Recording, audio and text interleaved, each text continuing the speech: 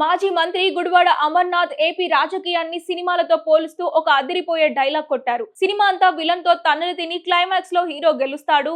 మా జగన్ మా వైఎస్ఆర్ కాంగ్రెస్ పార్టీ అలాంటి హీరోనే అంటూ ఆయన చెప్పుకొచ్చారు. 10 ఏళ్ల పాటు వైసీపీ తన్నులు తిని చివర్లో గెలుస్తుందని ఆయన ధైర్యం చెప్పుకునే ప్రయత్నం చేశారు. పాత సినిమాలే చూస్తున్న అమర్నాథ్ ఇంకా 1980 నాటి పాత సినిమాల రోజుల్లో బతుకుతున్నారో కానీ పాపం ఆయనకు నేటి ట్రెండ్ అసలు తెలిసినట్లు లేదు. ఈ రోజుల్లో విలన్ కొడుతుంటే దెబ్బలు తింటూ క్లైమాక్స్ దాకా ఏడ్చే నీరసమైన హీరోలను థియేటర్లలో జనం అస్సలు భరించడం లేదు. విలన్ పై ప్రతి అడుగులోనూ మైండ్ గేమ్ ఆడుతూ బుద్ధి బలంతో పై చేయి సాధించే స్మార్ట్ హీరోల సినిమాలే ఇప్పుడు సూపర్ హిట్ అవుతున్నాయి. అమర్నాథ్ చెప్పిన సినిమా లాజిక్ ను ప్రస్తుతం ఆంధ్రప్రదేశ్ రాజకీయాలకు అప్లై చేసి చూస్తే ఇక్కడ సీన్ పూర్తిగా రివర్స్ లో నడుస్తోంది. ఏపీలో కూటమి ప్రభుత్వం అడుగడుగునా మైండ్ గేమ్ ఆడుతూ పక్కా ప్లానింగ్ తో దూసుకుపోతుంటే హీరో అనుకుంటున్న జగన్ రెడ్డి మాత్రం సెకండ్ హాఫ్ లో వచ్చే ఒక కామెడీ విలన్ తరహాలో మారిపోయారు. ప్రత్యర్థులను దెబ్బ కొట్టాలని తానే స్వయంగా కుట్రలు పన్నడం, తీరా చూస్తే ఆ కుట్రలలో తానే అడ్డంగా దొరికిపోవడం చూస్తుంటే ప్రజలకు బోలెడంత వినోదం లభిస్తోంది. స్క్రిప్ట్ లేకపోతే మాట్లాడలేక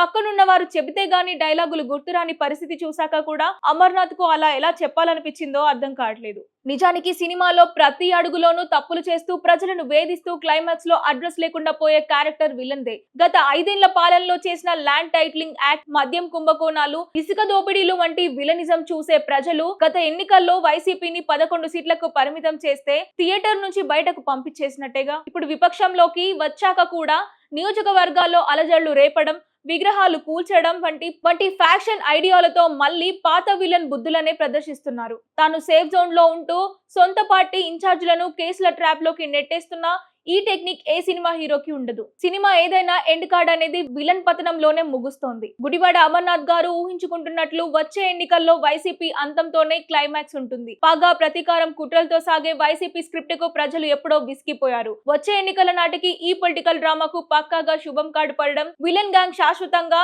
తెరమరుగు కావడం ఖాయమని అనుకోవచ్చు.